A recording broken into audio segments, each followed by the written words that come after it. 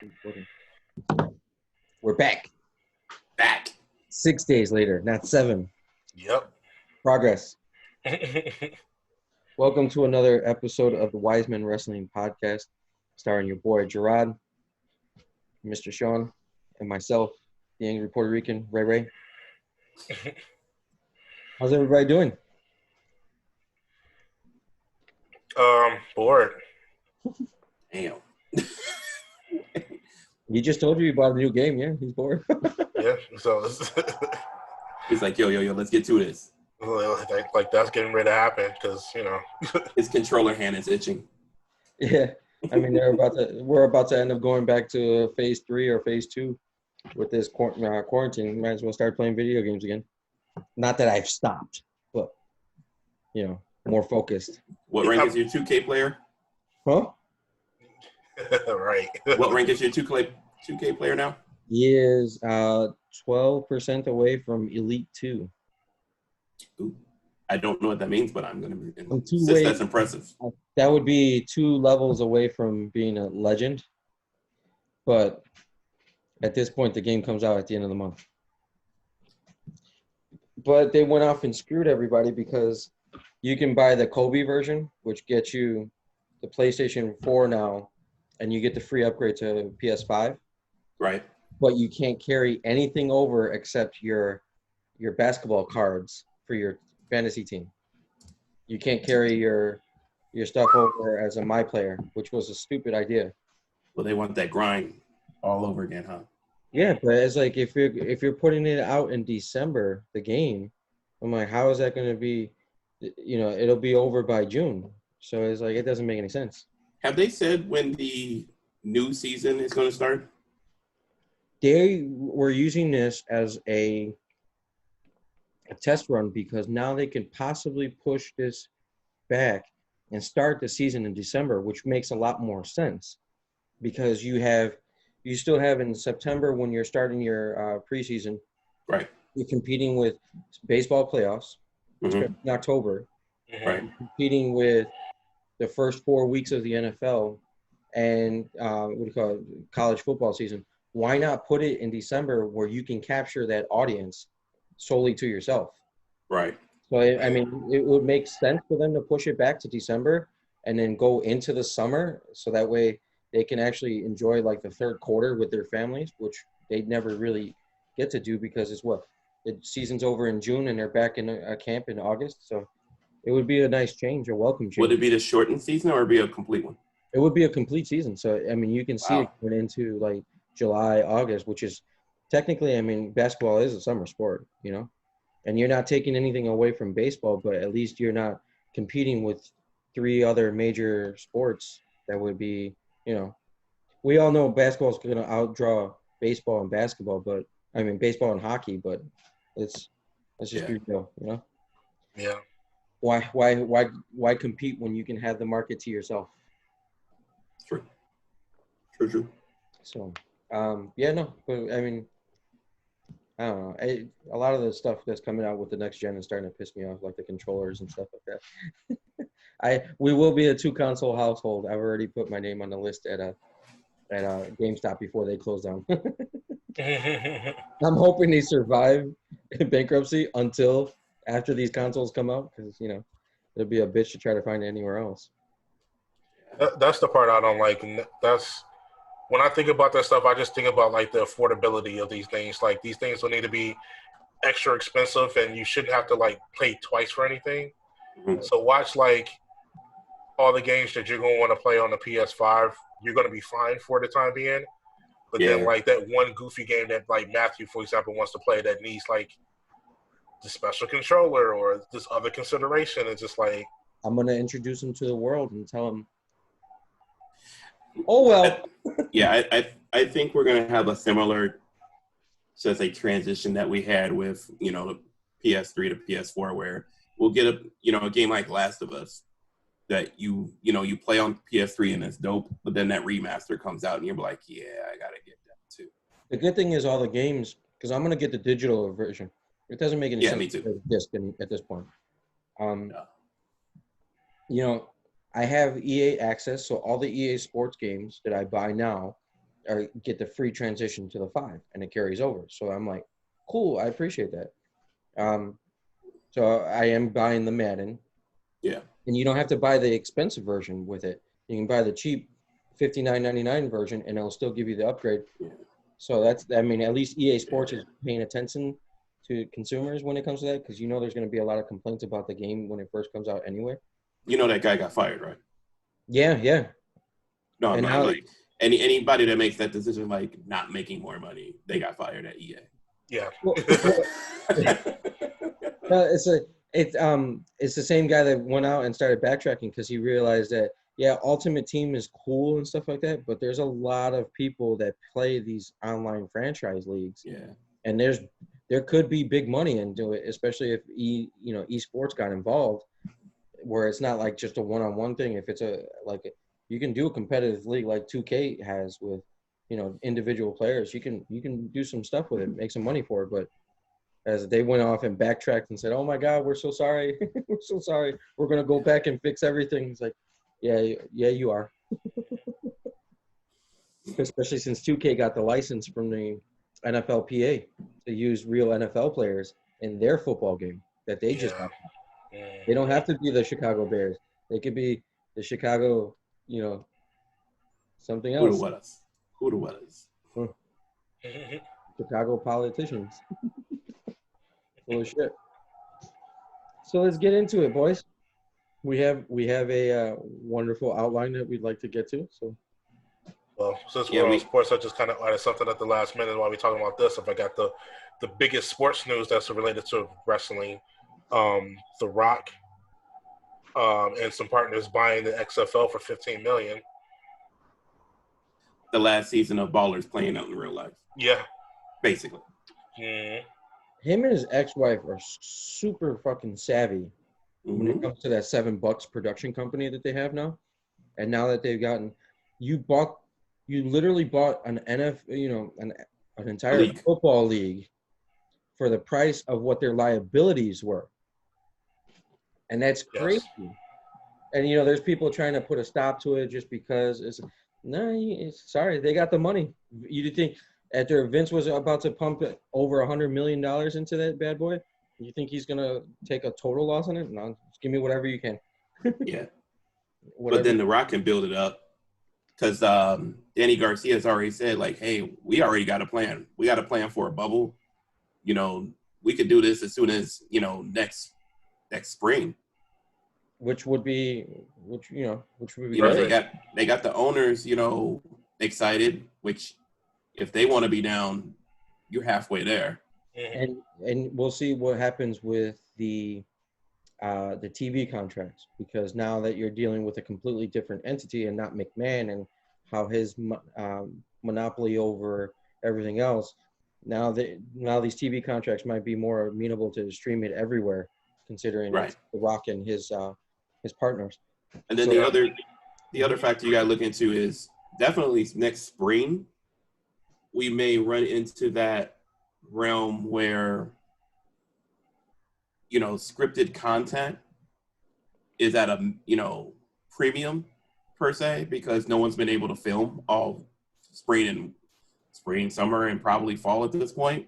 Mm-hmm. So all those mid-season, shows that usually clogged up the, atmosphere, and the uncertainty of other sports, is definitely going to provide them with an opportunity to say, hey, we got a product here, that's going to draw in a lot, a good amount of people right after whatever football season is supposed to end, which, that's a whole nother podcast. But yeah, if they have a solid game plan on how they're going to keep players safe and kind of avoid all of these ills, and the NFL fails at that, which they are in danger of doing this year. Yeah. Oh man, that's going to be like a great beginning for that company. Let's give kudos to the NHL. They're the only ones without a positive test. I mean, so the hockey league they got the hell out of the States. Yeah, they're in Canada. They're in Canada. Yeah. They got everything set up. Everything's been good. The NBA's had a couple mishaps for a couple, Magic City chicken wings. and a couple other people. But outside of that, I mean, the NBA bubble has been proven to be Yeah. a pretty decent solution too. Right. But it's not football where it's 11 on 11, and then all the reserves are out there and stuff like that. So it's going to be interesting to see what the controlled environment is and how quickly And Yeah, because how you can't host a football game with less than 120 people. correct. Right. And Right. then the NFL roster's got a bump up this year because of the extra games. Correct. So now it's not the 53. I think it's like a 60-man roster now. Yeah. Yeah. And the other thing you have to think of is the high risk factor. There's a lot more high risk people who play football. Well, You got athletes in the other sports that we've seen where, a positive test, while, definitely raises a red flag, we have yet to see any major concern with health with everybody who's been tested as positive. Yeah. That's a different story in the NFL where you got larger guys and who are playing in close quarters. I do want to go on record as say, fuck St. Louis Cardinals. They got another positive test today, and the entire Cubs series this weekend is probably in danger of being postponed again. So, kudos to the Cubs. They're the only team without a positive test this year. So, I am with, what's that guy's name? Bomani Jones, who said on ESPN radio today, yesterday, any team who has to postpone games because positive tests should have to forfeit those games, not have them postponed. absolutely. Yeah. It's not like you're making revenue from the fucking games anyways. Yeah. It's like, at this point, what, the Miami Marlins have, only played 5 games all season, and we're already looking at, 15 games completed. Yeah. Just to keep it moving, because now you're talking about putting these guys in the same field. Yeah, it's cool that they went Little League rules and they went 7 innings for double headers, but you're not giving them a lot of days off in between. The Cubs just had their first day off in 18 days. Yeah. So it's like, Right. it's a lot to ask of these world-class athletes who are also fighting, staving off a pandemic. So it just doesn't, it's not. And I kind of feel like at this point, say if you are in a fortunate position in life, I would say, then a positive test is more irresponsibility than circumstance. So, and you should, other people that are, if you're around other people that are doing the right thing and you have the opportunity to do the right thing, you're not, then it's not fair. Yeah, there was a should be couple cutthroat. that came out with the Cardinals players recently that they went to the Hollywood Casino for a drive-in concert, and they posted it on social media. It's like, yeah, it's probably not a good look. I know Missouri doesn't give a shit because we've seen massive parties on the news at the Ozarks with people without masks and congregating still, but it was like, yeah, society tends to hold these sports types to a higher standard, and then when they start complaining that they're opting out of the season, all of a sudden they become the spoiled millionaires that, if we got to go to work, they should go to work. It's like, yeah, but they get paid much better than we do. So while we're here, you want to talk about the interview that Odell did, that he's probably going to get a lot of heat from inside for basically telling the truth. You didn't see this earlier this week? I forget who he interviewed with, but he was saying he was just basically saying in a nutshell that if there isn't a solid plan for the NFL to keep players safe and to keep fans safe, then they shouldn't have a season. And he said the fact that they are going to have a season just goes to show you that the owners, say don't really care about them more than they care about revenue, and that they're the way that he worded it was like, yeah, it's honest, but he's also going to probably get in a lot of trouble. I'm sure somebody called him from the NFLPA and told him, hey, you might want to keep that shit to yourself. Mm-hmm. But I mean, we've seen it with baseball. Trevor Bauer. He said that the owners don't look at the players as human beings. They don't. That was like the big headline. Look at what the Houston Texans. I mean, he was talking about his players last season, and got in some heat for calling them, letting the inmates run the yard. It's like they see it. It's no different than any other corporate position. They see us as indispensable. We're almost like property to them. It's like, and if the property's not producing, run along. It's a narrative that's played out over the last few months in a lot of areas. I mean, heck, in wrestling, that talk was talked about during when WWE had its couple dozen people test positive. Similar leaks, quotes came out, regarding that kind of talk. I don't think we're in a place right now where Odell gets that much heat for it, because I think we're in a space where you can actually speak more. I think the players and superstars of anybody who's being asked to perform right now has a lot more power than they've ever had before, because they have basically the power to say, hey, I ain't gonna do this. I'm gonna sit my ass at home. There's some financial, considerations you have to think about in that regard. Right. But, some of these stars like Odell, who for a Cleveland Brown team is the big money star. If Baker's not there yet as a replace to like money per se. He kind of has that voice. And I think, players all around are starting to learn they have those voices. And to spin it back to wrestling, one of those voices, while hasn't really said much lately, was, Roman Reigns. Yep. Biggest, arguably biggest star in the company is like, no, this isn't right. I'm going to stay at home. We shouldn't be doing this right now. And was actively saying that. Yep. And while he might, Vince might want to X him from history, I bet you if he walked through the door tomorrow, he'd be on TV. Oh, for sure. Right. So, I mean, it's, I think players and stars all around need to recognize they have that power to speak their minds on various topics.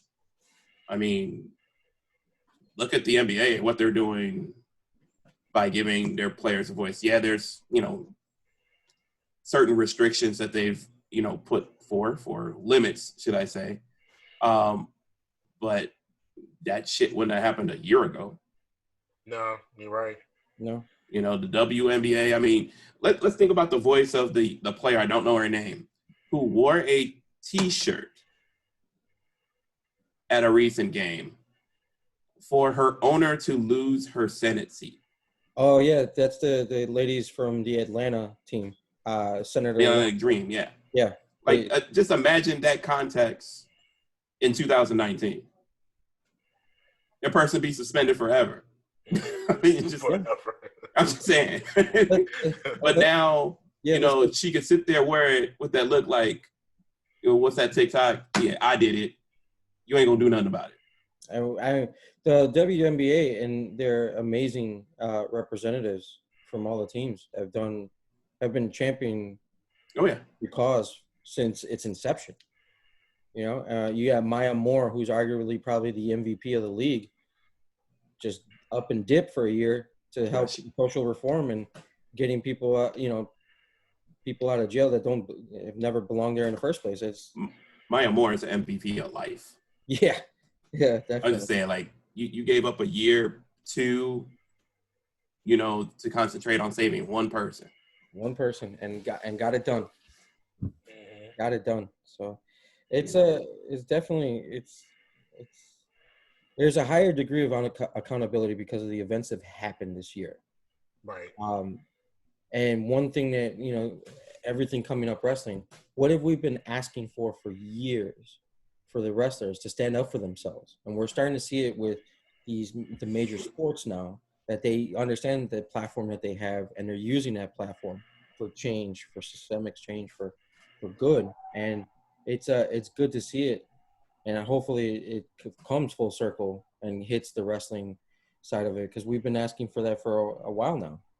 Who's going to be that first one to step up and, kind of go against the grain? You're an independent contractor, but Well, we all know what it is. Hold on now. I mean, I think we've had that voice happen, and that name is Mustafa Ali. Yeah. I mean, he went on WWE programming as a former cop. Yeah. And when all Black Lives Matter on you. Yeah, that's the clip that I posted on my IG. I'm just saying, like, I mean, yeah, he hasn't won a match since, but unfortunately, that's the difference between wrestling and sports, where in sports, your talent can't be squashed. You know what I'm saying? It's not like they're going to sit LeBron because he speaks up against Trump. That's just not going to happen. You know, but in wrestling, and more importantly, the WWE, they've shown repeatedly with Sami Zayn, Kevin Owens, Roman Reigns, down Mustafa Ali. If you speak up and speak views that go against, let's just be frank, the McMahon's views, you're going to sit down. You're going to eat crow, and they're going to put somebody else in your place. It's a shame because he's one of Chicago's finest wrestlers, and he could very well be the face of a program. Oh, yeah. You know, one of the leads. Absolutely. I mean, he had momentum until he got injured, and then we had the Kofi Mania pop up. Can you imagine we can sit here and play the what if game. What happens if Mustafa Ali never gets injured? Is he the one that gets pushed? The fans want it too. Yeah. Wrestling Twitter has had enough of him sitting on the sidelines and then going on main event and losing to Riddick Moss, who hasn't wrestled in God knows when. Yeah, that's a message right there, man. Yeah, it's when does the free Mustafa Ali chance begin from his contract? Go somewhere else. He could be infinitely better anywhere else. I'm pretty sure, the whole dream is to make it big and, WWE pays the money. But now that there's other brands that are allowing them to be themselves and just wrestle, I mean, you got your option. We'll get into that because we're going to talk about the numbers and which ones are actually important, how they're important in terms of what you're talking about.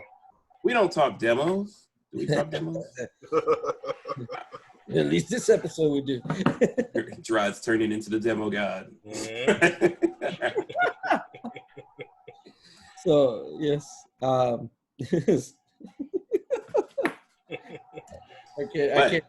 just can't imagine Rod going, I'm the demo god. I just, Hey, that t-shirt gets made very quickly. Right. That t-shirt gets made very quickly. If you ever see what Pro Wrestling Tees can do after an AEW Dynamite episode, it's insane.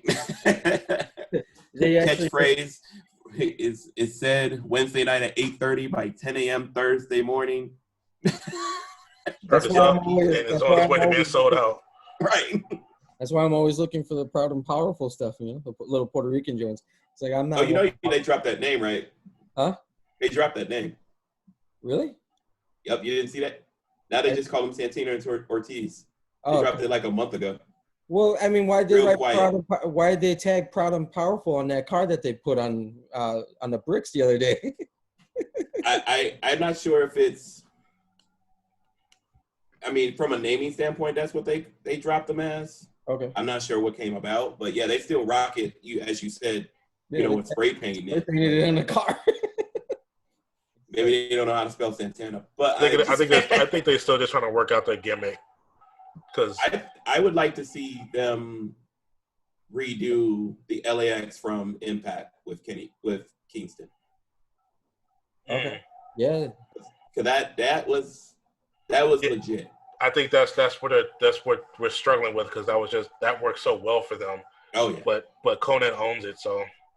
But they don't have to call it the name; they just have the people. But they can the put dynamic of it together. Yeah. They can throw like that. FTR. I mean. Yeah. The name is one thing, but the act is another. Yeah, well, Eddie's there, so it's just a matter of time. The Mad King is there. He is all in. Yeah, because I do think and that kind of spins to just a minor point I want to make sure that we make known. Tony Khan came out within the last 24 hours and said, we've been holding back storylines because, you know, we want to make these happen in front of a crowd. Which makes sense. So that's what I'm saying. Like, that's why we see some things kind of spinning wheels. Mm-hmm. You know, like Cody's, you know, open challenge is fun, but where are we at? Like 6-7 weeks in? Yep.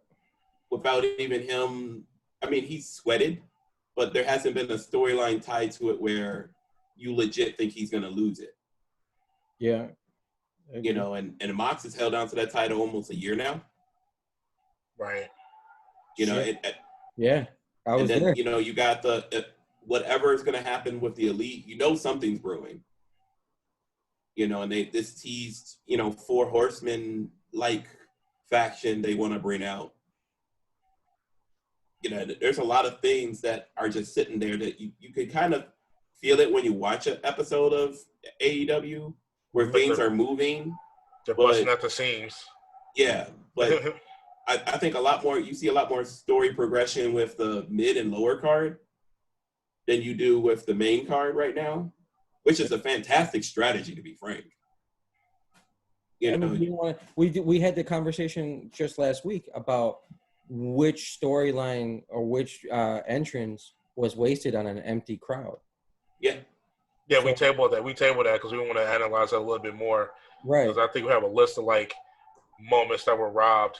Yeah, I mean we've like had Drew McIntyre's entire reign. Yeah. And it's insane. I mean, you saw his rapid ascent going into Royal Rumble. Yeah. We're 8 months into his 4 months into his championship reign, and it's like, it's a shame. It's kind of got the same. It's crazy how the reign of this is just completely wasted on the non-crowd. I mean, another one you could think of is what just happened last Friday with the Alexa Bliss thing. Okay. I mean, imagine a crowd reaction to that kind of thing. Yeah. I mean, again, last year, that's a huge story. You know, a woman catching a mandible claw in the middle of a ring. That's like shock factor. You got kids there and all that kind of stuff. Now it just kind of, you know, as it did, it faded to black. You know, it's still a story, and it still gets you excited about next week. Or was that tonight now? Damn. Is it tonight? Yeah. It's tonight. Well, Cubs got canceled, so I might watch SmackDown. What got canceled? Oh, the Cubs. Yeah, so I might just watch SmackDown tonight. I don't know. I'm feeling kind of saucy. We can sit there and watch some wrestling. Yeah, I wouldn't say made myself, but I dedicated myself to watching wrestling this week, and Raw was a mistake, so we can get into that later.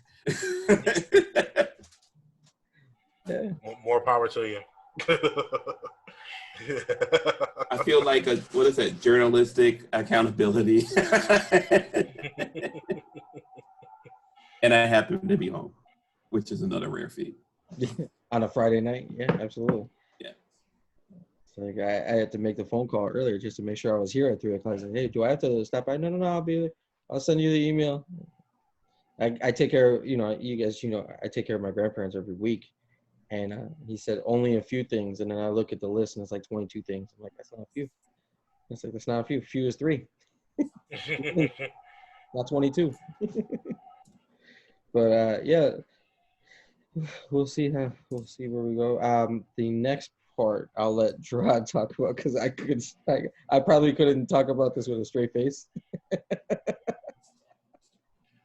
Did Marty Jannetty just confess to murder on Facebook? I have to be honest. This story greatly concerns me from a mental health standpoint. There's 2 sides to it, yeah. I mean, it's one thing to sit here for clickbait and say it's funny, but like you said, it may allude to a bigger. I think, those who pay attention to what has happened with Marty Jannetty's career over the past, ever since he got super kicked by Shawn Michaels in, what was that, the barbershop? It's literally, I feel like that's a dark side of the ring to come. What did I say? What did I say earlier? So he literally said, he's like, Dark Side of the Ring season 3. I'm like this. I'm just saying, And that has been a spiral of a man who has hit rock bottom multiple times over the past couple decades. And,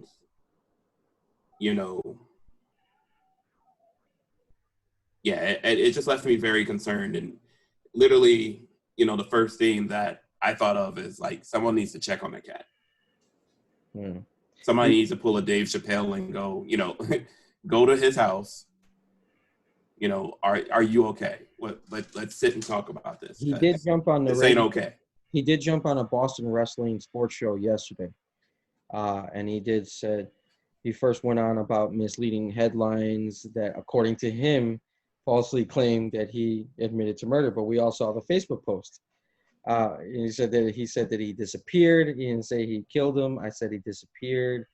He described the scene a little bit, said that there was a little weed exchange inside the man's car, and then the man inappropriately touched him or groped him, as he said. That he fled the car. The guy chased him and pinned him to the ground in broad daylight. And then he goes on to continue to talk about the story. But it's like you said, somebody needs to have a conversation with him. Whether it's a friend, former co-worker, family member. If you've been, because this is not with Marty Jannetty, this is like twice a year at least. He's going to put something on Facebook that's super concerning and super just way out of here to the left. I honestly think he doesn't really have that many friends in his life. I think he's burnt like a lot of those bridges. And if you've been paying attention to this Marty Jannetty breakdown that he's been having, we joke when we say that it's, season 3 of that show, but honestly, this is a story that, we know doesn't end well, but it won't end. It just keeps going. It's just like the next year, it's just like something else, and it's bigger and bigger. So I don't, there definitely needs to be some sort of intervention. We definitely need to not entertain this from a social media perspective anymore. I agree. He needs to stay away from interviews right now too. But it's one of those things where if we don't get another post from Marty Jannetty, then something might be wrong. Like, you know what I mean? Like, something is definitely wrong, but it's almost like this is all we can get from him. There's no sense of coherency that I don't think he possesses anymore, and this is the best that we're going to get from Marty, which is sad. I don't know why the words "Where's DDP" come to mind. Like this, and not just DDP. It's just how like the Dave Chappelle Kanye thing. Mm-hmm. I want to hear from a wrestler say, "Hey," or see a picture. "Hey, I went to check on him. He's doing good. We're getting him some help." We hear about this wrestling community or this wrestling family that is out there, like those who came through when ODB's truck blew up. I think this already came up. I think that's another bridge that he burnt, actually. I'm trying to remember what it was. I think it was like sometime last year where I guess like the community was kind of outpouring, asking, hi Sonia, asking DDP to kind of get involved. Mm-hmm. They was asking DDP to get involved with the last thing that happened. And like, DDP was like, yeah, I made the call, but he cussed me out. Like, I was like, I think there was something to that effect. So when I say like, I don't think he has any friends. I think he really kind of just goes in and kind of separates himself from everybody, but he still wants to be connected to, mm-hmm. to the community in some sort of way, in a very, very weird way. You just have to Google Marty Jannetty to see how weird it's gotten. We can't get into it here. So him almost admitting to murder is probably like the most kosher thing that we can talk about on this show. Put it to you that way. Things have gotten really weird with Marty, but just to make people aware, this is a thing. low key, this is one of the sick, twisted things that keep me interested in wrestling when things like this happen. It's like, what? Yeah. You guys want something from Sub T? They just want to get it. I'm gonna come up with an excuse to go to Oak Park, and then at 9:30 in the morning when they open up, I'm gonna record a video of me eating a sandwich in front of you and send it to all of you. That's what's up. Maybe we'll deliver. Maybe those days we'll deliver. But I'm greatly concerned about Marty Jannetty just as a whole after that post. And the response to it, I mean, mine was shocked. I was like, whoa, like, it's too early. I haven't had my coffee. Well, we're not even to mention the second part of this is that basically he was using the store to kind of threaten his girlfriend. Right. The young lady that was in the picture. Yeah. So I think that, honestly, that's like the bigger piece, to be honest with you. That maybe he confessed to murder, but also this is definitely an open threat to somebody else's life. Right. Which probably is something that they also should be investigating. Why? The police department's already announced that they're already looking into it. So they are cross-referencing anybody that may have come up missing during the approximate time that this incident allegedly occurred, and we'll see shortly what happens with this. But yeah. Yeah, I need to see this transition now. Go for it. I mean, you're going from one stuff to one end of the field to the other. and the person that does that usually is either a really good offense, something we don't know about in Chicago, or our punter, something that we do know about. we do know about. And we've had a few good punters. look at the segue. We talk about one side of the field. Here we go. Teamwork. Our Bears punter starts. His first name is Pat. And we segue into the Pat McAfee story. All right. First of all, I need everybody to chill on this shit. Pat McAfee has been an employee of WWE for 2 fucking years. Yeah. He's been going He hasn't been on TV. But I need people to stop tripping like this cat was like some sports radio host who came out of nowhere and started a program with Adam Cole. I need us to connect those dots, because all the freak out regarding this and the fact that this is being covered on ESPN, I almost think like Trump like put this together to distract us from the world. I don't know. Remember, Pat McAfee was a contender to take over for Monday Night Football as well too. Correct. So I mean, it's all part of the umbrella now, especially since ESPN was broadcasting, WrestleMania stuff and WWE content. So I mean, remember, he was heavily involved in WWE programming up to that moment where he was auditioning, and then he pulled himself away because he was like all up in the bump. He was doing NXT commentary. Didn't he do a takeover? Yes. Yeah, he did. Yeah, he did. And I think he was that summer WrestleMania last year. He was the one in the cut-up suit, right? Wasn't he at the Survivor Series? Didn't he do that one? One of them, he had a cut-up tux. I can't remember which pay-per-view that was. It might have been the Portland one then. But either way, it was recent. Either way, yeah. Mm-hmm. Where, it's not inconceivable for Pat McAfee to have been training this whole time. Right. Pat McAfee is not as old as you think he is. I think he's like our age. Yeah, speak for yourself. We have a wide range here, okay? Would you say that we fit a demographic? Rod's the demogod, and we have to ask him. Damn. But I mean, the segue. I think ultimately, if I was Adam Cole, I'd be pissed. I'm sorry. Well, this is what I want to comment on. And you know what this is? There's literally nothing else for the Undisputed Era to do in NXT. No. And I personally don't think, and I think I spoke about this before, that the idea of calling them up as a unit may sound right to a bunch of people. I don't think that the WWE looks at all four of those guys as something that they can work with on the main roster. They only want Adam Cole. They only want the guy who has verbally said NXT is the cooler place. I don't want to be there. Right. And they're like, okay, bet. If you want to be in NXT, no more championships for you, no more top of the card for you. You're going to do this. You're going to do WWE stuff in NXT. Not to mention two of the guys of the Undisputed Era that are not Michael Cole are oft injured. So to call them all four up there just so two of them could be on crutches while Adam Cole runs around the ring, right? It's not beneficial for them. So I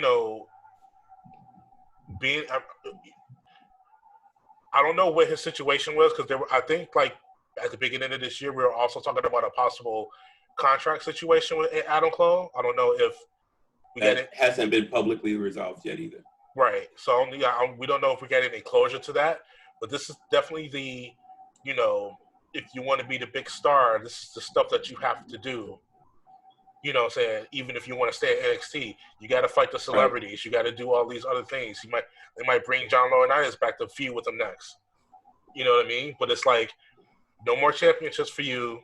You know what I'm saying? None of that, we're not doing this your way anymore because we're paying you our money now. Yeah. And you're already not doing what we want you to do. Yeah, you're gonna feud with Pat McAfee. Like, yeah, we're gonna bring that to the head. Can we give Pat McAfee some love still? He's still got a really good form when he's punting. That kick was beautiful. I mean, who needs a super kick when you just punted the man into the fucking river? I don't know. I found the whole thing confusing because it's one of those.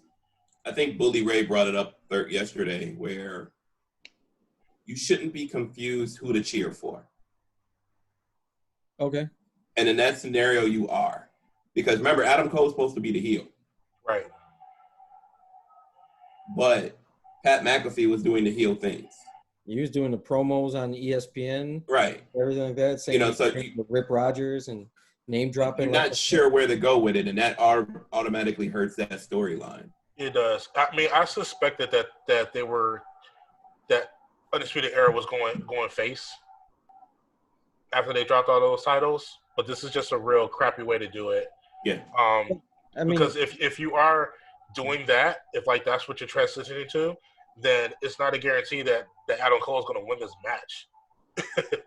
And that's, I'm telling you right now, Pat McAfee wins this match. Oh yeah. I know you don't like that answer. The Undisputed Era, but there's no reason to do it if he's not going to win the match. Right.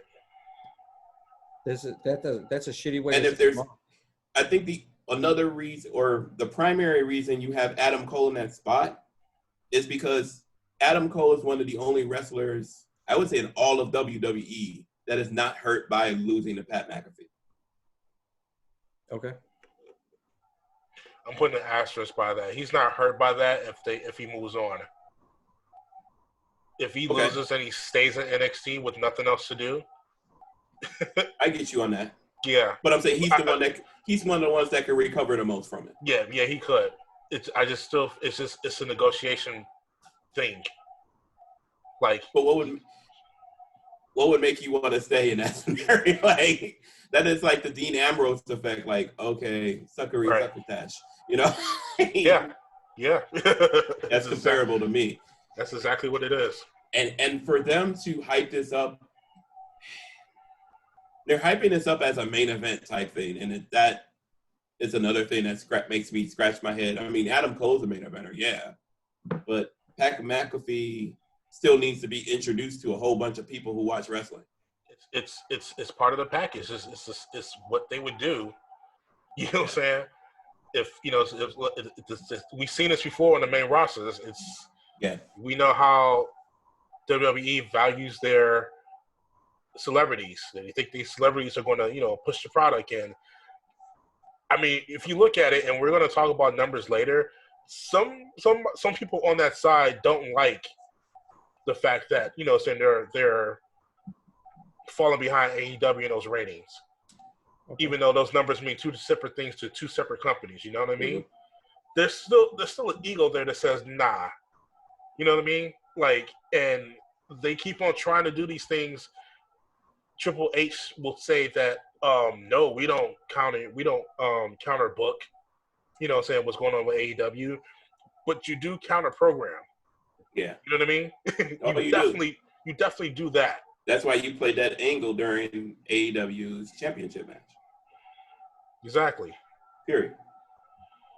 And AEW started later that evening, didn't they? Oh no, they're scheduled going forward. When they're having their takeover, they're starting at the same time. But they're doing takeover not on a weekend, but on a Wednesday. And I think it's because of the NBA playoffs start. So and there's going to be a few weeks where programming. AEW is going to move to a different night. I haven't seen what that day is, but well, they got several different changes for like several different games. It's like different dates and different nights for it or whatever.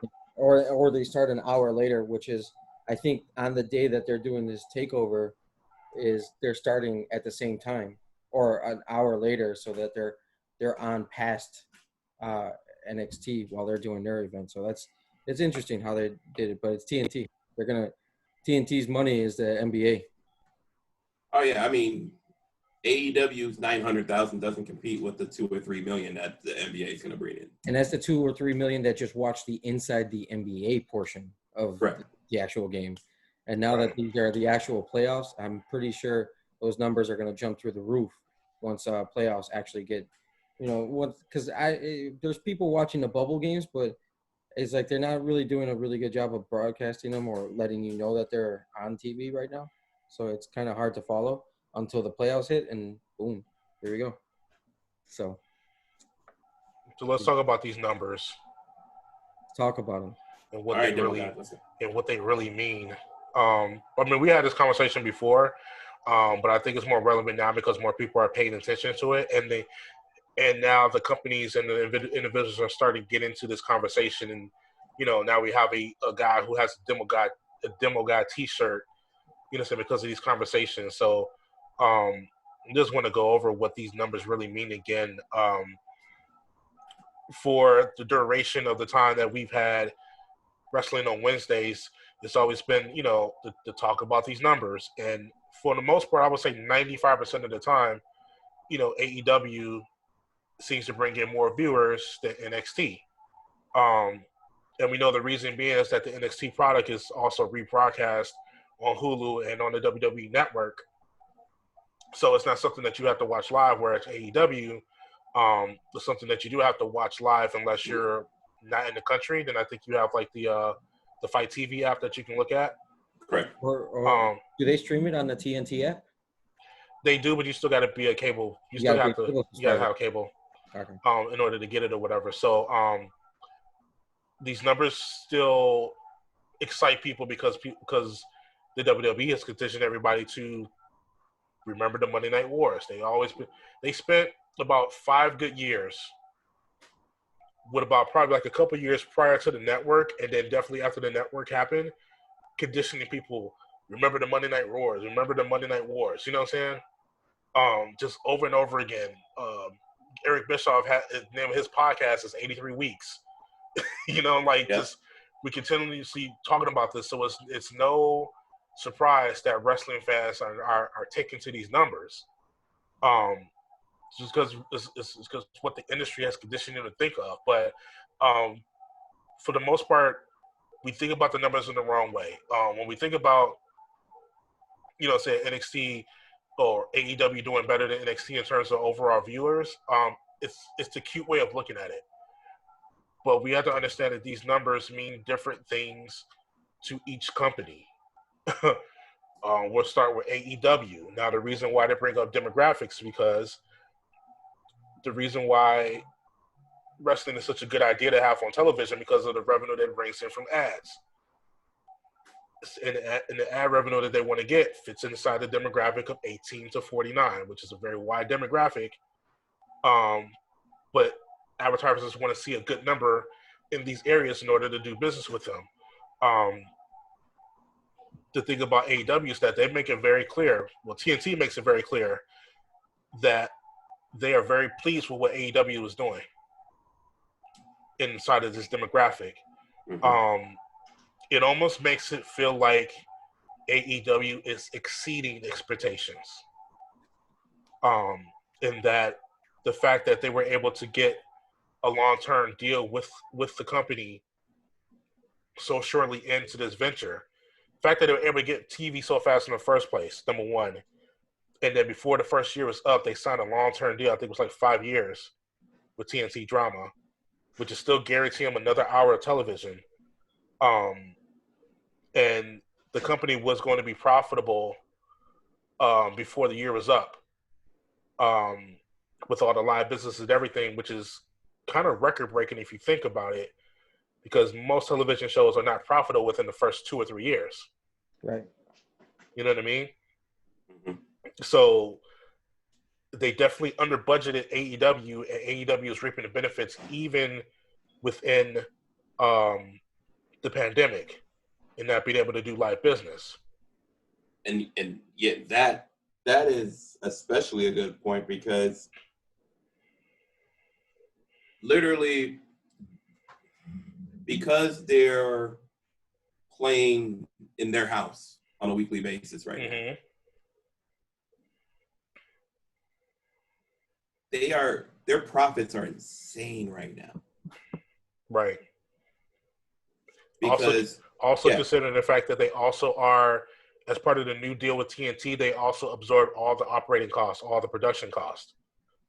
So they took it on an extra bill, and they're still killing it. mm-hmm. Still killing it. But part of that bill, I mean, I don't know how business taxes work, but I got to think from a con perspective, holding it in Daly's place almost is a tax write-off, considering they own the building. And then they're using that building for anything else right now. And it's Florida. There's no state tax. Right, that too. So I mean, I'm sure there's a shitload of write-offs, and it makes sense. They're able to get, while it's still empty, and that is one thing. To be able to give a stadium feel show is not something WWE can do right now on any programming. No, you're absolutely right. I mean, that comes down to camera angles. I mean,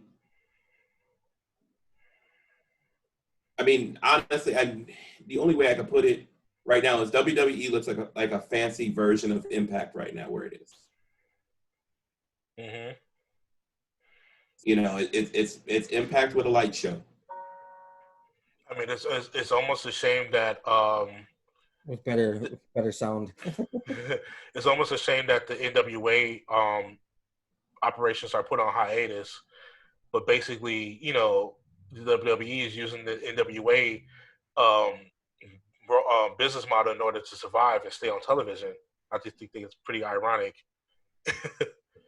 that they're basically doing an in-studio show, which is what NWA, you know, thrives upon. So I really hope that the NWA can find a way to come back soon, because WWE is biting off their idea.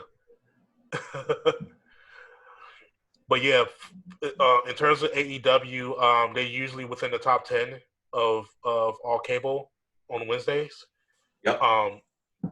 This week in particular, they were back up to 901,000, which is a number that was close to the debut of AEW on TNT, mm-hmm. and they were top 5. They were number 5 on the list. Correct. They've consistently beat Guy Fieri's show every week, which is what they really care about. If you see the tweets.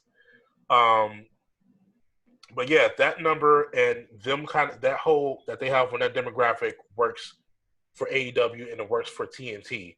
It doesn't really take anything away from WWE, who has a different set of values. With NXT 753, it also goes with, you know, the 1 point something, you know, million that they do on Mondays and Fridays as well. It's a kind of combined thing. There's not really anything that NXT can do wrong in their time slot, but it's the big brother and sister, Raw and SmackDown, that need to remain successful in order for there to be NXT. Okay. You got to understand that it's tolerated because NBC has the bigger show. But if this bigger show doesn't continue to do what he needs to do, NXT is the show that'll be on the chopping block, and that's what people need to recognize. So it's not about them doing better than AEW, but it's more about what we saw this week. Is that between AEW and NXT, we had over, so we hit over 1.5 million for like the first time, so like I said, since we started. And that's what we want. We want more viewers. More viewers keeps all of this alive. If we're lacking on that, if we're not, meeting those metrics collectively, then Wednesday night in general is in trouble. Especially if Monday night and Friday night keep sucking like they do. Those numbers are going down, and that speaks more to the success of Wednesday night than anything else. Unfortunately, at this point, now combined, Wednesday night did better than last night than SmackDown last week. That's not good. That's not good when Fox paid $1 billion for a show that can barely do 2 when it should be doing 4. I just don't. I didn't get the thought process of putting it on a Friday. I never understood it because I knew it works for a Fox standpoint. Okay. If you look at network TV, Fridays works because of the hole that is created by Friday. All other days are occupied in some way, shape, or form. A third of the year, Mondays are dominated by, obviously Monday. Football versus Raw, basically. Tuesday and Thursdays are big network show days. So they weren't going to compete with those nights. Not sure why they wouldn't choose Wednesday, but I mean, at the time, but then you're looking at, peak NBA season, how that would impact it. Friday's a dead night of the week. I think Fox and WWE's strategy was to draw people, to Friday nights.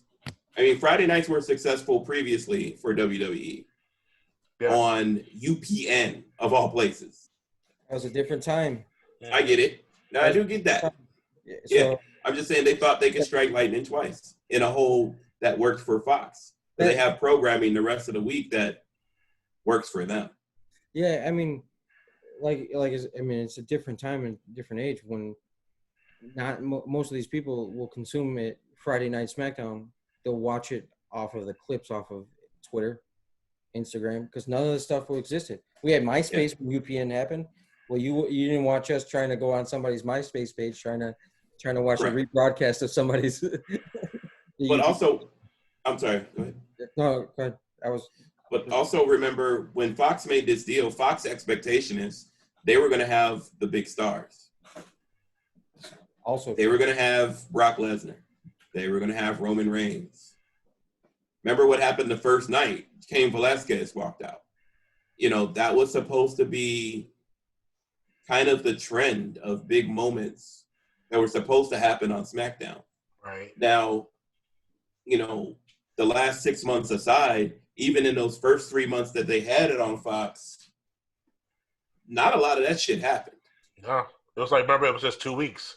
Yeah, it was like, I also think, and this is a WWE, I don't know if they sold Fox on it or, Jedi mind tricked them into thinking Ronda was coming back. I think all these are factors. Yeah. Of Fox's deal. Fox thought Ronda was coming back. I'm not sure if this deal was signed before or after WrestleMania 35, was it, when she wrestled? Where all these, factors of these. Oh, it was definitely before. So that's what I'm saying. Like Fox's mindset was they were going to get all these mainstream stars, to bring these, pop numbers on a regular basis. And through a series of events, if you want to call them fortunate or unfortunate, none of that shit panned out. Rhonda never came back. Brock, I don't know, Brock didn't feel like working on Fridays or what, but he went to Raw to play with Paul, and Roman took his ball. Roman went home. Well, they had him eating dog food for like 7 weeks in a row. That too. That's what I'm saying. Yeah. And then the Cain Velasquez experiment failed epically. Yeah, because like the fall of SmackDown that we're talking about started before the pandemic. Like, correct. You can't blame the pandemic for what happened to SmackDown. You can't blame anything on it.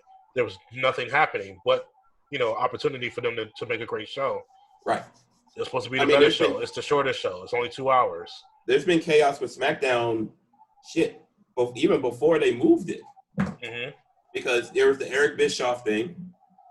Right. Where he was here for 4 months, then he went home. He never got to WWE. He never got to Connecticut. Where he lost.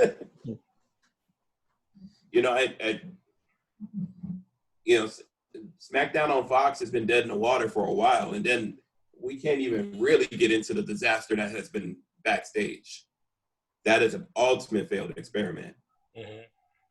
That ruined what could have been the biggest moment of the last decade, which is CM Punk's return. And you just have to assume that a Fox quote-unquote contract is different from a WWE contract, mm-hmm. and that Punk wins again. Punk's sitting at home getting paid now, even though that show's canceled. He punched in like 7 times. It was like Punk right now, even though backstage is canceled, I wouldn't be surprised if he popped up on one of Fox One's radio shows. Calls in weekly to the herd. Argues wrestling with Skip Bayless. I mean, these are legit possibilities. That why not in regards to CM Punk? I don't have to deal with I get to talk about wrestling, and I can do it without putting on pants now because of the pandemic. You should just join the podcast company. I mean, I'll be down for FS1 doing something with Punk on that level, and saying possibly giving Dale LaGreca a run for his money. Oh shit! Punk with a podcast? Right. We have all those Chicago wrestling listen to it. That's for sure. For sure. That Punk could become the next Dave Metzler if he wanted to, and oversee him and overeclipse him in a heartbeat. Oh, Kenny, please. I'm just saying. Can we start telling that narrative? If he got into the journalistic side of things, everybody would be his insider or his resource. He can call his shot as it relates to guests on his show. Podcasts are just straight up radio. It would be a win. Yeah. But it all comes down to the ultimate question that everybody, has been trying to answer for, I guess, since he walked out in 2013. What does Punk want to do? Right. And Punk seems to want to do the opposite of what everybody else wants him to do. As if he does that shit on purpose. Swerve. I mean, didn't we all think he was coming out and all in last year? Or all out? Yeah. The wrestling world thought he was coming out. He was literally there the day before. Yeah. It's a perfect setup. When we talked about all out. Who did you said AJ Styles? Was it? What about? You said that AJ was going to. Oh, we thought. Yeah, he's gonna show up on All Out. Yeah. We had a lot of. That's more of a possibility now than it was back then. Yeah, we could start a weekly segment. Sean's predictions sure to go wrong. We can just start that. No. Because I believe it up until the point it doesn't happen. like the New Day breaking up. Never the gonna New Day happen. breaking up. Hey, even just this Monday when I text you guys like, hey, Undisputed Era is gonna debut on Monday Night Raw. And we need to dedicate some time to this bullshit that was Monday Night Raw. It's coming. It's coming. All right. It's coming. I just want to give a brief word on why these numbers right now don't matter to the WWE, and that's because of what we learned in this WWE earnings call. They don't make their money like that. They're making money hand over fist. They're making more money now than they were the last. It's on an incline. Now, my question is this about WWE and money. Mm-hmm. How long do you think they are going to be able to hold off Saudi Arabia?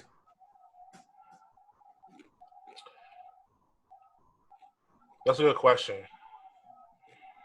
At least spring.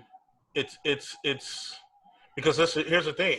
Because COVID in the Saudi Arabia is it's a different scenario than it is here in the United States right now.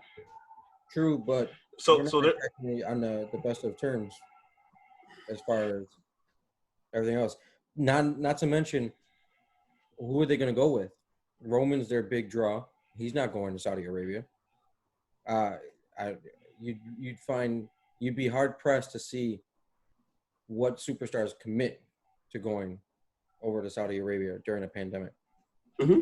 The thing about it too is the WWE still has a lot of leverage when it comes to that Saudi Arabia deal. More information that has come out, we never got a chance to talk about in terms of that quote unquote almost kind of hostage situation that they were in the last time they were there, mm-hmm. and what that really was about. And what that really was about was $400 million that the WWE claims that the Saudi government owes them for the previous shows that they've done there. That they had a bill that they didn't pay yet, and that's what started the controversy of them pulling the fee to the show and it starting later, and then that possible situation where like these stars weren't going to come home. Now it quietly got resolved. I don't know if it got resolved to the effect of 400 million. But the fact that was the number that was thrown out, that was hanging over their head, if there was a resolution to that to the point where WWE is going to continue to do business with them, they had to receive some of that, if not all of it. And that, to me, that just kind of puts WWE in a situation where until these contracts run out with TV, they don't have to do anything or care about anything. And that's the sad truth when it comes to these numbers. They already cashed a check from Fox. The NBC deal was revealed to be bigger than what we thought it was. That was $1 billion number as well to compete with Fox. In addition to what they got for NXT and what the real numbers are coming back for Saudi Arabia. Saudi Arabia deal, I think was like $25 million per, plus some whatever they made on the ground, and it seems like they made a lot of money on the ground there. $223.4 million. Yeah, Jesus. These guys are flushed with cash, and minus the money that they're not spending. So it might be a trade-off in terms of not traveling, but upping the production value of the shows in terms of like the cinematic shows that they've been doing, matches or whatever. Mm-hmm. That might be the even trade-off, but like these guys are super profitable. And this is not even so. These are second quarter numbers. It doesn't even count the money that they may have saved from terminating all those contracts for the 40% of their roster. Those are going to be on the third quarter earnings. You know what I mean? So we're not even talking about that money. They reached $548 million so far as of June 30th. Yeah. And then they can resume its opportunistic acquisition of stock under the company's $500 million share repurchase program. They dished all that stock as the price was going down. And he can buy it right back. Watch they come up with one great idea that pushes it back up, and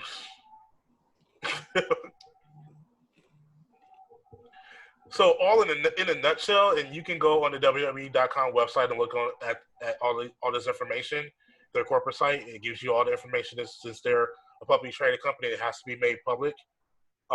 Even through, I used the Robinhood app to check stocks. Mm-hmm. You can actually use that to listen into the calls as well and hear Right. all the ridiculous stuff that that Vince McMahon and sometimes Triple H talks about in these calls. It's ridiculous. We're gonna talk about one particular thing that he said in this call. It was kind of like, what? But I mean, you can use that as well, so you can see all of this money in front of you.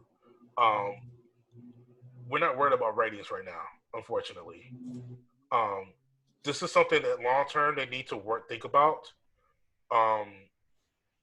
In terms of it biting them in the ass when it's time to renegotiate TV deals, Right. Because they're never going to get this money again. Correct. This is the biggest caper. This was a company. This was a 30-year-old free agent for the NFL cashing out his last contract. Right. So and I think, go ahead. Yeah, so they're never going to get this money again. So they're definitely putting money in the coffers for something, and that's just survivability. Yeah. I think one thing, and they're not going to talk about it on an earnings call with investors, but one thing they are concerned about as it relates to ratings is the current trend on Wednesday nights is building strength for AEW for a long-term possibility. Mm-hmm. Again, and that's why you have a Pat McAfee verse. That's why you get counter programming. Right. Because they can't let them get too strong. They can't let them build too much. Because then, like if they regularly break 1 million, right? AEW. Mm-hmm. Then you get Tony Khan start thinking about Monday nights. Or, if you want to be a real dick, Friday nights. And that's where you're really fucking with money. You're not fucking with money on Wednesday nights. Right. We've established that. Because the USA NXT deal, that's free money. Yeah, that's all new money, right? They didn't change any programming. They've effectively not changed anything with the move to NXT from the network to USA. They haven't really changed anything. The only thing they changed is maybe, a pop-up by a main wrestler star here or there.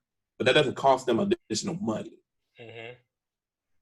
They have, remember we were talking about earlier this year, the potential, and they hadn't gotten to that point of traveling around with NXT, but they never got to that point. No. So it's still free money that they're getting from USA on it. And as long as USA was happy with that, then they're going to keep collecting that free money. And they're not going to do anything more than what they're doing with it. But if AEW starts popping 1s and 1.2s, yeah, that's going to be concerned. Like, you're not going to be able to hide that concern. Like, mm-hmm. They haven't made any major, you could tell they're not concerned because they haven't made the major changes on NXT that they've made on their other 2 shows. The bookings team's still there. Regal's still there. Sean and, basically DX is still running it. I mean, right. So they don't seem too concerned, as you say, about what's going on Wednesday nights. But if it keeps building, like you said, 900,000 is the most they've had since the debut during a pandemic. And if you look at the card for AEW just on the face value, it wasn't like they were trying to, they weren't announcing Mike Tyson coming out or anything like that. Yeah, let's make this clear. AEW popped this 901 primarily off of a debate between Orange Cassidy mm-hmm. and the demo guide. Correct. And if you were watching it, it was great. It was a great moment. And shout out to Orange Cassidy for channeling his inner Will Ferrell from from old school. But another thing I think is even more impressive is they popped the 901 after what many people had thought to be one of their worst episodes the week before. Yeah. True. You know, they should have expected a drop, not a pop, which is also interesting. Mm-hmm. And WWE tried to throw everything they could, you know, from a lineups perspective. They announced that Pat McAfee was going to be on the show. They hyped this up across major, mainstream media. And they did that. Think about why they did Pat McAfee. Pat McAfee works for Barstool Sports. Yep. Barstool is nothing but 18 to 49 humor across. Correct. Snapchat, Instagram, Twitter, Facebook, whatever. They're trying. You can sit there and say the demo doesn't matter. You specifically targeted a specific demo by adding Pat McAfee to this. So it's not a surprise. And I'm going to fill in the listeners in that and say that AEW were actually 27th in cable on Wednesday in the demographic. Yeah, just to put that in the conversation there. I mean, NXT was 27. Yeah, I'm sorry. Yeah, NXT was 27. Yeah. So I mean, Cuomo beat them, man. Yeah. Catfish beat them. Catfish. Guy Fieri. I thought that dude got in trouble. The Catfish dude. Nah, he Or was it the partner? Somebody. No, got Nev did have an accusation. Okay. It just, as unfortunately a lot of them have, it just kind of disappeared without any resolution. So. Okay. Yeah, because I was surprised to see him a commercial for it the other day. But I did see an outstanding clip that I'll share with you guys in the private chat about Catfish. I mean, it's like I said, it's WWE has their own version of counter programming, and it seems to backfire on them more often. Speaking of backfiring, I mean, back to that call that we were talking about. 2020 is full of surprises where Vince finally admits that they need to build new stars. Like, what? What? I know. He's been in the business for 50 years, and he just now realized. you don't say. You mean we can't trot out Hulk Hogan at this time because we're in SummerSlam? Hulk ain't coming out, man. Hulk ain't coming out. Damn. Gotta find somebody new, I guess. It's funny because he was also asked about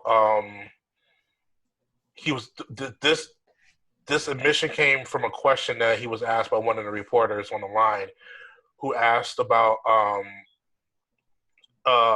he commented on like seeing more people that we didn't know kind of getting pushes on Raw. Mm-hmm.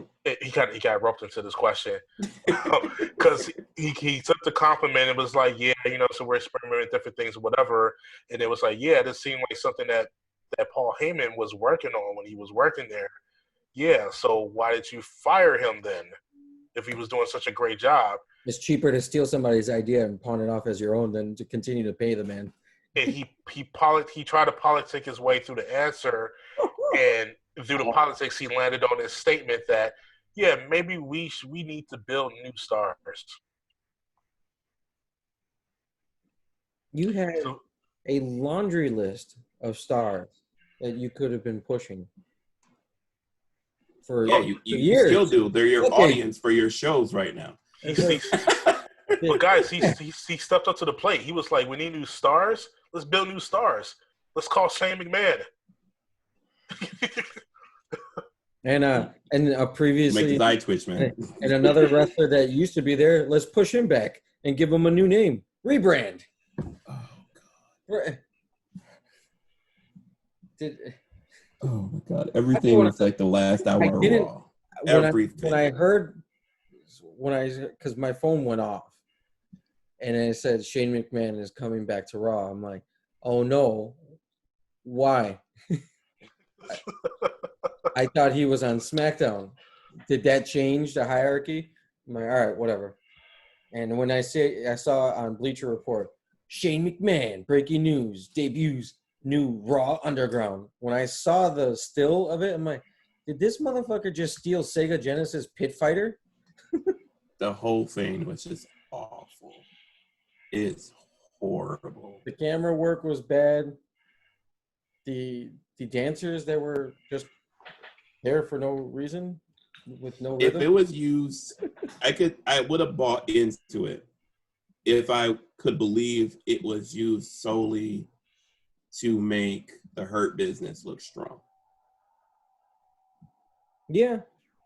But from the moment they had basically two of them lose matches in the beginning of the night, and then do this, just made it look stupid.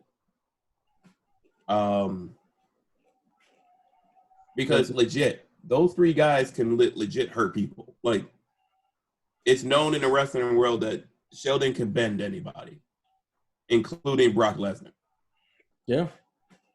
You know, so, I mean, to put him in a position where he's able to display that level, that part of his, you know, talent is intriguing. And I know this kind of stems from the rumors that the WWE was working on a new Nation and Domination. And you sure as fuck can't do that during 2020 with Black Lives Matter in the world.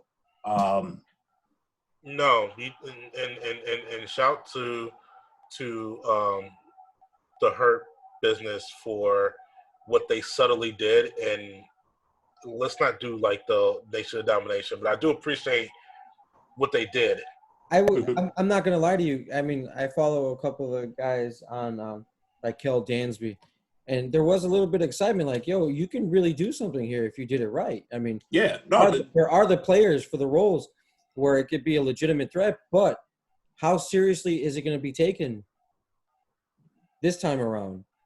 You know, outside of you know, the couple is like, It's one of those things where, okay, you brought MVP back after, you know, saying basically traveling around the world, different wrestling companies and other situations. Like, I think he knows enough, you know, to where you trust him. Yeah. And let him do whatever he's going to do, and don't overproduce it.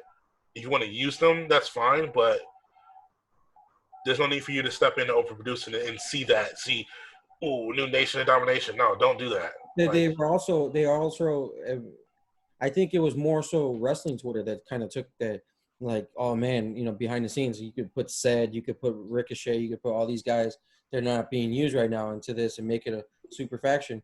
We get teased that there's a faction, and there's no faction at the end of the show. I will remind you all, and I will also remind our listeners that I probably had my first semi-viral tweet go off a couple weeks ago pertaining to this matter, because when it shouts to Solid Monster, when a white guy from Brooklyn notices that you're grouping all the black people together, like, it's a problem, and you should probably move away from it as fast as possible. It's terrible. It's just the same. My thought process on this is like the NBA. You can put whatever you want on the back of your jerseys within reason. Here's a list of it. Then why do it in the first place? Mm-hmm. You know, everybody's making these token gestures, but where was this shit before? Right. We could have always done this. You know what I mean?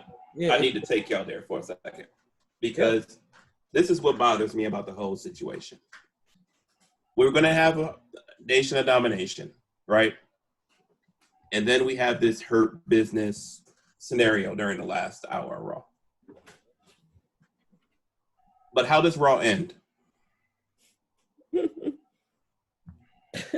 Raw ends with an image of people dressed in black throwing Molotov cocktails at a transformer. Yeah, that's the new faction. See that is why this whole thing rubs me the wrong way. You move immediately from an image of three black men, and trying it again. I don't. Programming is intentional to me. Your very next image is a group of people dressed in all black, causing destruction. Again, as Gerard would always say, there has to be someone smarter in the room to say, maybe we don't do that. But there is nobody smarter in the room. Everybody, there should be. Well, they don't have a voice. I believe there's smarter people in the room. They don't have a voice. Yes, they don't have a voice in that room. Because Bruce Prichard has all the jobs. All the jobs. All the jobs. It didn't make any sense. Were they dressed as ninjas? No, they were assumed to be ninjas, but they were just a whole bunch of people. So the story is that they've been having production issues recording these two Raw shows this week's and next week's. And I think SmackDown, they've already said that they're having production issues with that as well. Mm-hmm. So they decided to throw something together at the end, since they also leaked the fact that they were bringing a new faction up. Yeah, and to Raw. Retribution or something like that is supposed to be called? Yeah. No, well, the thing was they weren't supposed to say anything at all about that. So that was another one of the goof-ups. Like, there was no plans for bringing a faction up to Raw. That's just news that just got leaked. Because somebody didn't know how to keep their mouth shut. So they decided to take these two ideas, put them together, and try to come up with an answer for why there were so many production issues during Raw that didn't have a chance to correct. So why is WWE having so many issues recently with leaks? I mean, you leaked the ending for what should have been a fantastic moment, one that we were robbed of, Keith Lee becoming the 2-belt champion. Mm-hmm. But you got one of your guys in the crowd taking pictures and putting it on Instagram. And already recorded. Not so running live shows right now. Well, no, I understand that it's not live shows, but we all know that it's recorded. I mean, that makes it a little bit worse.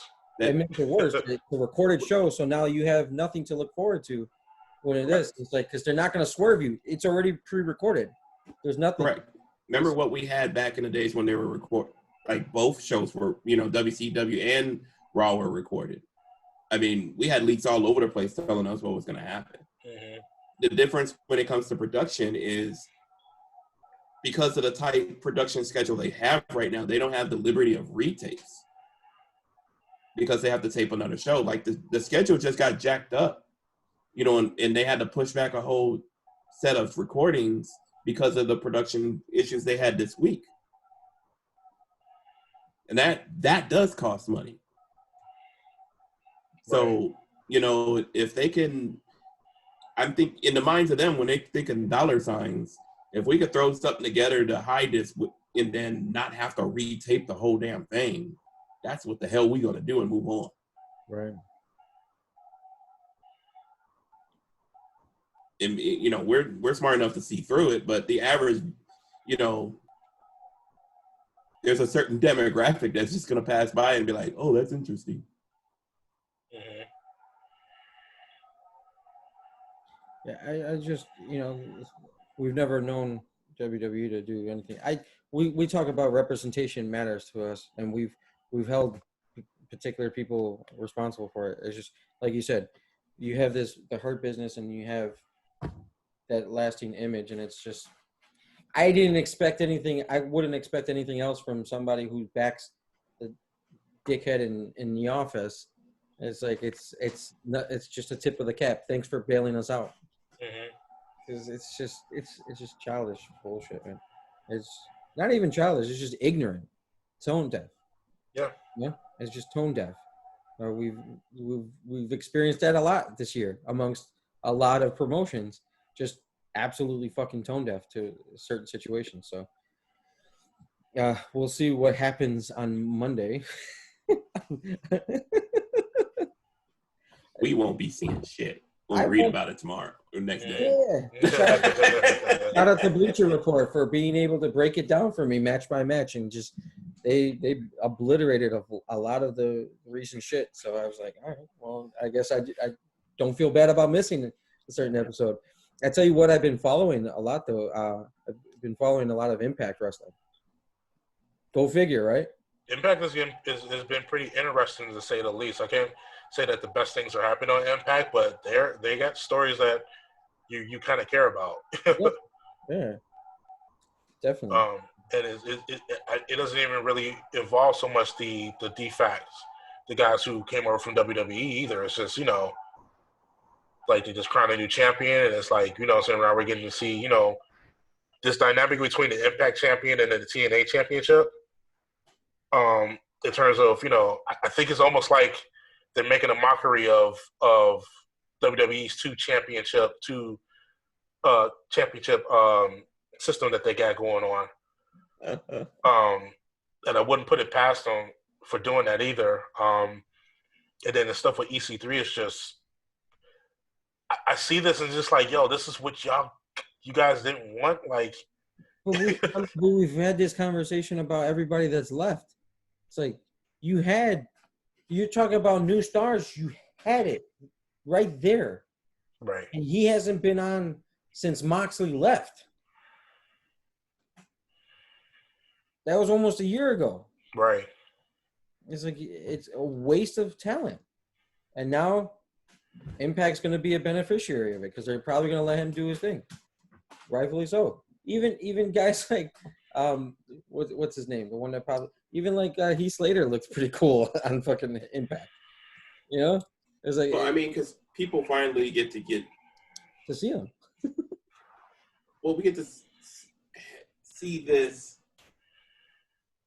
I don't know. Like Impact is giving their guys like a sense of freedom that they're not going to get almost anywhere else, not even AEW. Because and Impact's unique right now because they don't have top guys at the top too much, in my opinion. Mm-hmm. Like Eddie Edwards is their champion, right? And those who know Eddie Edwards knows he's like legit as shit, based, on his history and impact in ROH. But he'd fade to dark in WWE. Right.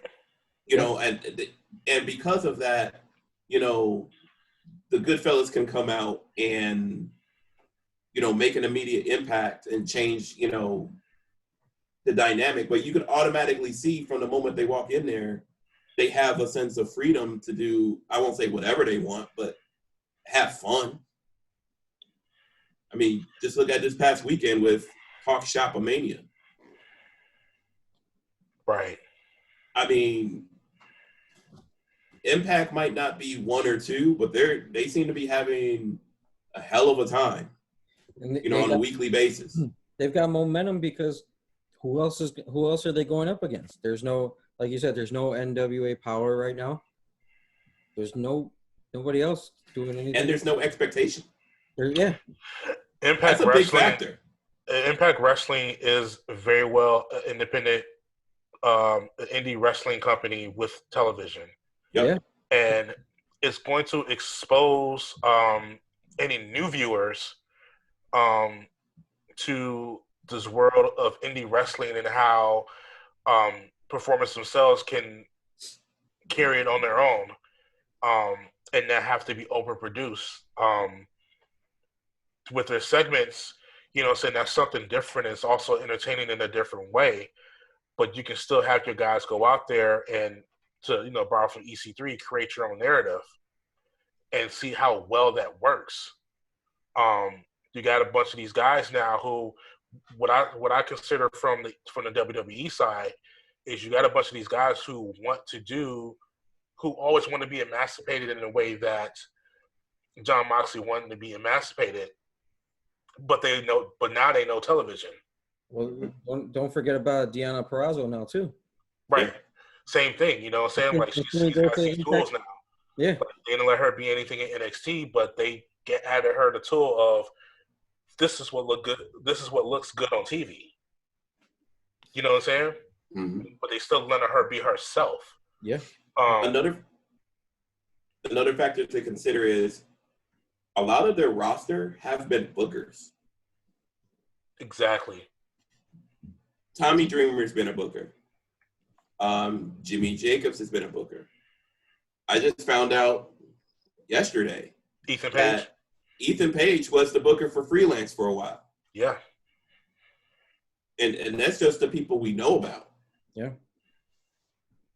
You know, there's a couple others that, you know, where, you know, doing things in other low indie places where they were probably involved with booking as well. So they understand the process of a story. Mm-hmm. Hey, he's gone. Now I'm here. Yeah, with Jimmy Jacobs, it's almost like a triple threat because he knows how to do that from a wrestler perspective, from a writing perspective. Right. He's been a producer. He's booked the indies as well. Yeah, Impact has a lot of tools. And they just came off of a really successful too. Speaking of Ethan Page, just came off a successful year-long run as the tag team champions as the North, and then they ended up losing to the Motor City Machine, the Machine Guns with Alex Shelley. So I mean, they've got arguably a really good tag team division too. Yeah. One thing I want to be careful about with Impact, and they've made this mistake before, is utilizing too heavily on established acts. If I'm making sense with that. Okay. Did you turn your camera off because Sub T just got delivered to your house? It's classified information you don't need to know. Just gonna call it, you know. You know, that's fine. That's fine. That's fine.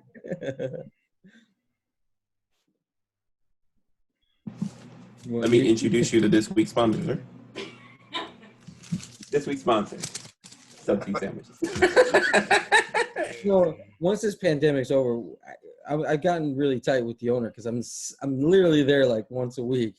We're gonna be able to record there live. It's okay. That's what's up. Food brought to us and stuff like that. It's gonna be great. I promise you. We're gonna come out of this. Pandemic super, just super. At least with one place to eat.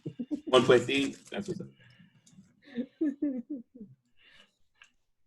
But no, that's because Impact and TNA, they did that before when they obtained a good amount of previous WWE talent where they leaned on them immediately.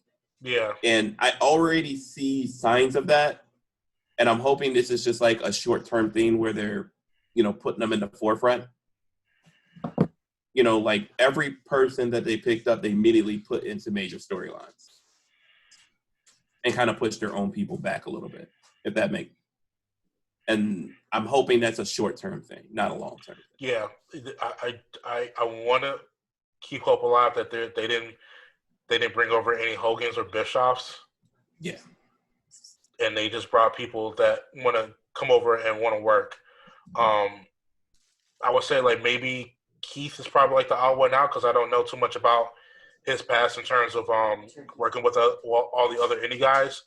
But everybody else that they brought over, like they have friends in that locker room outside of the WWE. So and on the production staff as well. So I want to believe that they're going over there to work together versus them thinking like, okay, we're the better WWE guys. You know, so we have the more experience. We're just going to take over because that's what I feel like. You know, saying the Hogans and the Booker T's were doing when they brought them over. Like they came over, it's like, oh, let's just go ahead and take over. They don't know what they're doing. Get rid of the 6-sided ring, like like stuff like that. So, like I said, we'll see. Right now, it's interesting. Yeah, and it's got Twitter wrestling Twitter a buzz with everything that they've been doing lately. So, kudos. Especially for us because our girl was there. Yeah. And she's doing well. Well. And it's like you brought it up too in a private chat. It seems like she's found like this new voice, like this new persona. And she's still, Kylie Ray, but now she's got a backbone on Twitter. She's the stuff the stuff that I've been seeing is pretty much going to be the makeup of next time we record. That's going to be the makeup of the show. We need to make it the Kylie Ray show. Yeah. She's been on fire lately, and I'm a huge fan of it. I'm telling you, one of my two of my favorite people outside of like Big E and stuff like that is literally Ethan Page and Kylie Ray, because they're just so genuine about everything. You know, they know the difference between playing a character and then going back and forth, and it's just fantastic just to see them, and they're happy. You know, they're wrestling, they're doing what they love, and it's really cool to see and be a fan of. Yeah, we're gonna. I just want to see her work for like another week on Twitter, and then we're gonna do a deep dive because there's a lot of things we weren't wondered about Kylie Ray. I think I figured it out now. Yeah, you know what we'll do is if we'll take the week to go ahead and grab some of her spiciest tweets, and we'll post them on our Instagram at Wisemen Wrestling Podcast, so we can go ahead and make sure that our fans can keep up with the episode that we store, so they can see exactly what we're talking about. She's been coming at it with the Twitter fingers, and I'm very happy to see it. Yeah, it's she's like got time. After all the stuff that she's gone through, and you know, she made it a point to get back to where she is now. I mean, it's major respect to her, and continued success. So before we go, I wanted to know what champions you felt like were making the biggest impact during the pandemic. Or if you have like a ranking of like the top 3 or top 5 or whatever. I don't have a ranking because it's like, I mean, I like what they're doing with Moxley because they're not, you know, they're giving him the shots to wrestle, put these guys over like Jericho did during his champion reign. But I mean, like the one that was really cool was the Evil one, winning the 2 belts over in New Japan. I mean, that kind of sent the shockwave and kind of reinvigorated the Bullet Club and everything like that. That was pretty cool. And that just recently happened. So that can tell you, kind of let you know how I feel about the champions right now. It's like Bailey's run has been pretty damn good too. I'm a fan of it. Yeah. No, go ahead. No, I like Evil. He'd be 3 to me. 2 would be Cody. Okay. I think I posted on Twitter what Cody's doing for wrestling right now with the TNT belt. Yes. Not just AEW, but for wrestling is, I hope doesn't get lost in the future. You know, bringing people like Warhorse and even if they're here for like one night, you know, bringing new names, you know, that need to be introduced. But number 1, every single women's champion. Except I don't think they're really highlighting the AEW champion. No. I think with that I can agree with that. With that particular promotion, I would tend to agree that they've spent more time talking about Cody's championship and that championship that doesn't really exist with Brian Cage than they have the women's title. And we've said that that's been a struggle for them since its inception with Riho. That, you know, it didn't gain enough momentum. Then Nyla Rose had it for a little bit, and it's. I agree with that. I can agree with. I would say, but the other shows, women are carrying wrestling. Oh yeah, absolutely. We can see it. From Asuka to Sasha Banks to Bayley. I mean, they've done phenomenal jobs with what they've had to be able to do, and that's why I can see. I lend the WWE a little bit of credence with giving Sasha and Bayley both of the belts, because right now they're on fire. How could you not put them on them? You know, you at this point, you're down Becky Lynch, you're down Charlotte Flair, you're down some, you know, your regularly pushed stars. So you need to do something, and why not strap your rocket to these ladies' backs, because these guys are just killing it out there.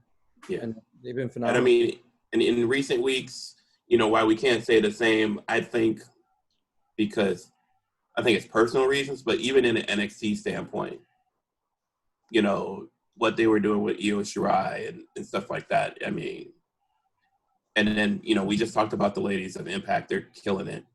I just got to tip my caps to like women's wrestling in general because, AEW, it's got work aside, but other than that, women are carrying wrestling right now.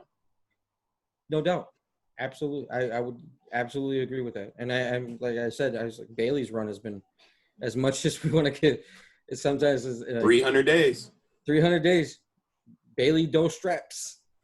I don't know why she came up with that, but it's funny, and I'll retweet it if it has to come up tonight. It was off the whim because they were trying to call her Bailey Two Belts. She's like, no, I'm not Becky. Don't call me Bailey Two Belts. Hey, Becky with the good hair. I like it because Bailey Dos Belts is a subtle tip of the cap to her Hispanic heritage. Yeah. A lot of people don't know Bailey's half Hispanic. Oh, I know. That's a whole nother podcast. You should probably stop there at the risk of Just saying. Private chat we go, boys. That's like a subtle tip of the cap. If you don't know. Right. If you know, you know. So, shout out to Reddit. Shout out to Reddit. Congratulations to the Garcia twins who had babies over the weekend. Mm-hmm. Congratulations to our Monday Night Messiah, Mr. Lopez. Colby.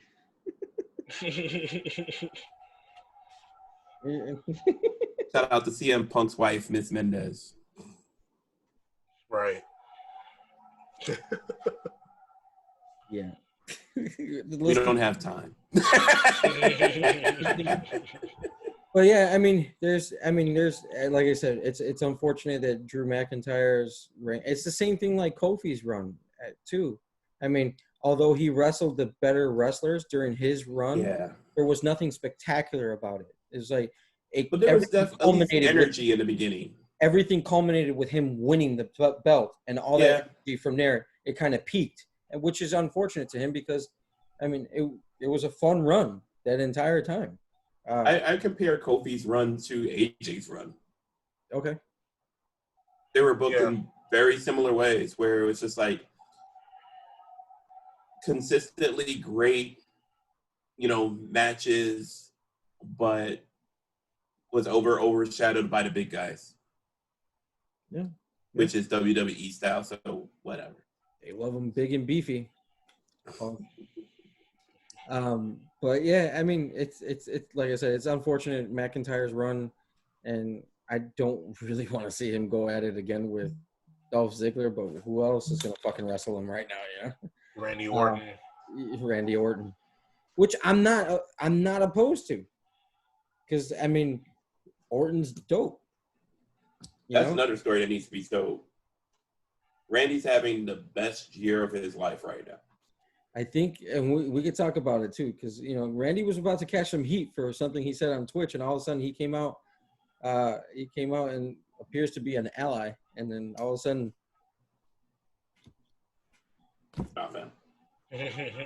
we'll see. We'll talk about it though. But I mean, I think, like we said, I think women's wrestling should be 1, 2, and 3 right now. All the champions.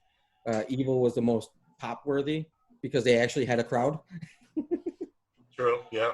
So, I mean, and considering everybody was losing their shit about like 2:45 in the morning when it happened. Yeah. So it was pretty cool to wake up to. But like, women's wrestling has dominated the championship belt eras right now, and rightfully so. They seem to be carrying us in every single facet that we love. So salute and respect to women's wrestling. On that note, Mr. Rod. Oh, I recorded the outro, so I had to do it here. Oh, man. It was just a time. Well, I thought it was good for the video, but damn. Man, now I got to step up my shit and record a little silhouette. Hey, follow us on Anchor FM, which hosts all of our podcasts. And make sure you can catch us on every streaming platform. Follow us on Instagram at Wisemen Wrestling Podcast, at Twitter at We Are the Wisemen, and Facebook at Wisemen Wrestling Podcast. We got to come up with icons so we can just throw it on there, like some graphics. Yeah. We've been doing this for a while. We should slack it. I'll do it. I'll do it this weekend. I got nothing else to do. And you can put those audio drops in the folder as well. For sure. So we can add those to the audio. That's Cool. what we're gonna talk shop to conclude this episode. There you go. Just to let you know what our plans are, people. It's too sweet. But again, on behalf of Rod, Ray, and Sean, thank you for joining us for another episode of the Wisemen Wrestling Podcast. And we'll see you next week. Hopefully, maybe in 5 days. Maybe we'll surprise you. All right, fellas.